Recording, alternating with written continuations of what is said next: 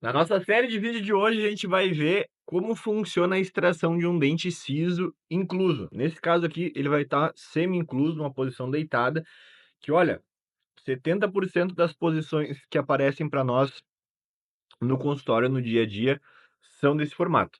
Para quem não me segue, eu sou Marcelo Fontana, eu posto semanalmente vídeos explicando procedimentos odontológicos para os meus pacientes.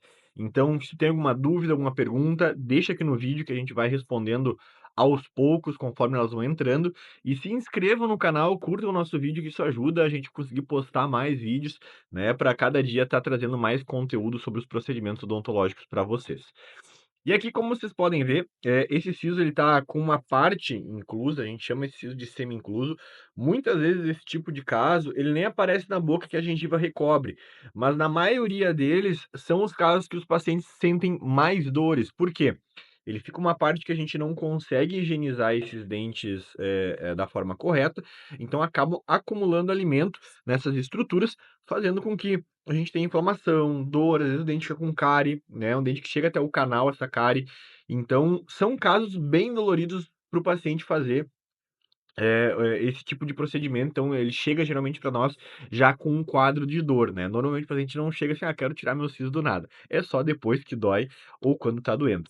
Então aqui a gente consegue ver ele numa posição, semi-incluso, né, ele tem parte dele tá coberto por osso e por gengiva, e ele tá numa posição quase que horizontal completo, né, a gente chama de mésio, inclinado, ele tá deitado, inclinado, voltado para os outros dentes. Então, com certeza esse dente vai precisar ser cortado em partes, porque o eixo de saída dele seria nessa direção daqui para cá, né, só que tem um dente aqui, então a gente tem que cortar esse dente para que ele saia em pedaços e geralmente, onde os pacientes ficam mais assustados, vocês vão acompanhar como que funciona o processo. Aqui tem uma estrutura muito importante que é o nervo dentário alveolar inferior, também conhecido, e ele é o nervo que ele dá a sensibilidade da mandíbula até a metade, né, cada lado tem um nervo, então ele não é um nervo motor, ele não é responsável pelo movimento do lábio, nem pelo movimento da boca, ele só dá a sensibilidade. Por isso que muitos pacientes reclamam, às vezes, pós-procedimento, que estão com a boca dormente, que não sentem ela mexer, que sente, mexer não, não sente a sensibilidade dessa região. Muitas vezes isso é transitório, fica um período e passa, que é normal, mas quando esse nervo é rompido, por isso tem que ter um cuidado muito grande com quem que a gente vai fazer, e geralmente procurem um profissional que seja especialista em cirurgia para fazer isso, é a minha especialidade em cirurgia bucomaxilo. Então, porque se esse nervo é cortado como outros nervos que tem o lingual, o bucal, a sensibilidade dessa estrutura não volta mais. Uma coisa é ele ser danificado pela própria movimento da raiz, que isso é comum, mas se ele for cortado, isso não volta mais a sentir essa estrutura nervosa, tá? Aqui fazendo uma antisepsia, uma desinfecção da região, outra forma de fazer com o paciente é um bochecho com clorexidina, né, bem comum. E a anestesia local ali propriamente dita. Existem uns bloqueios nervosos que vão fazer que a gente não sinta metade da estrutura, nem metade da língua, nem metade do lado que a gente está removendo o dente, e as infiltrações locais ali na volta para diminuir também sangramento, diminuir algumas questões, locais.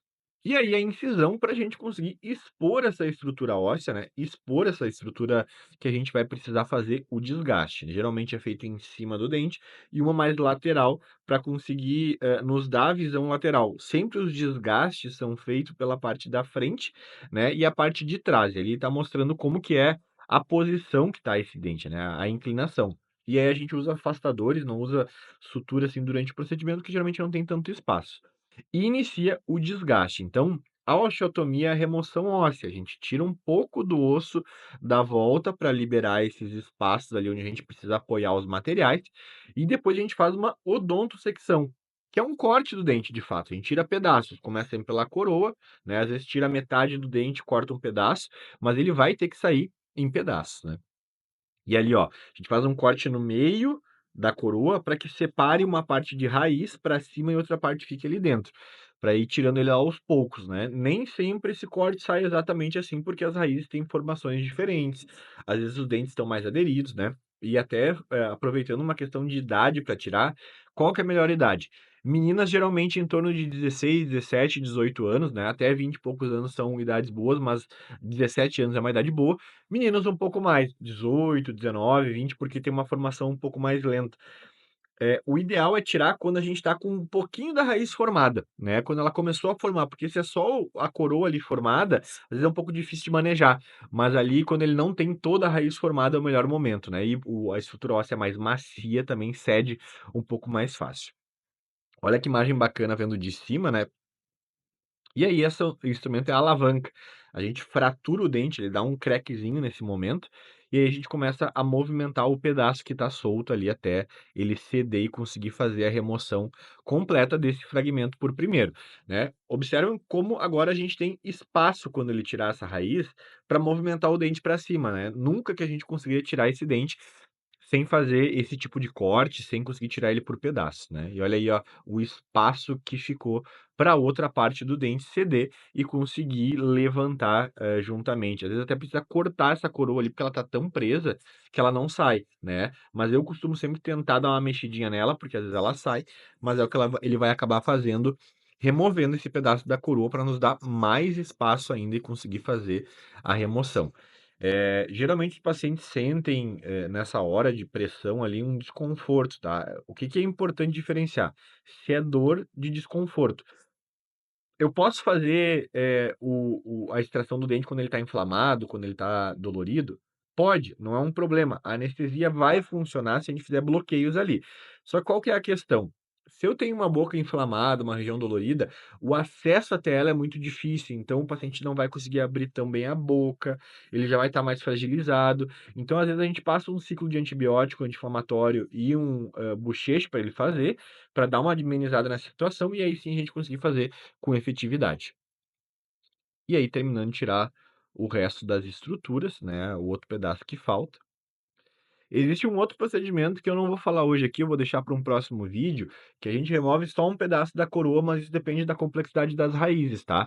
Não é errado fazer isso, isso é uma técnica. Muitas vezes os pacientes chegam: "Ah, fui num lugar, o cara tirou só a parte do meu dente e deixou as raízes ali dentro, eu quero tirar as raízes". Mas muitas vezes é o tratamento de fato, só que lógico, eu costumo conversar com o paciente antes de fazer esse procedimento para ele saber que ele vai ficar com raízes ali, né.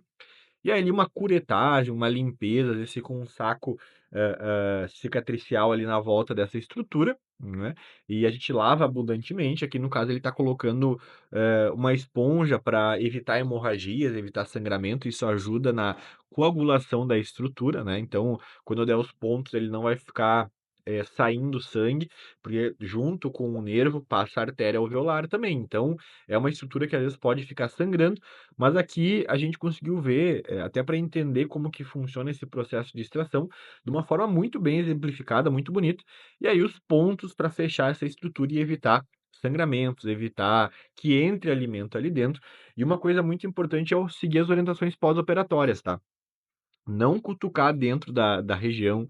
"Ah, mas entrou um grão de arroz, entrou um grão de alguma coisa", não tem problema, o corpo vai expulsando essas estruturas, ao longo da cicatrização. Então, assim, não fiquem cutucando nesse buraco e mexendo, que isso pode causar uma alveolite, que também vai ser assunto para o nosso outro vídeo ali, que é uma complicação pós-extração de siso bem enjoada. Até se alguém de vocês teve alguma alveolite, algum problema pós-extração, deixa aqui nos comentários para ver como que isso acontece, sim, com uma certa frequência, tá. Mas fazer os bochechos, manter uma higiene adequada, seguir o uso de antibióticos se o profissional prescreveu, são muito importantes para o nosso pós-operatório. Certo, pessoal? Deixe seu like, se inscreva aqui no canal, né, é importante para a gente seguir postando cada vez mais. Dúvidas nos comentários e até o nosso próximo vídeo.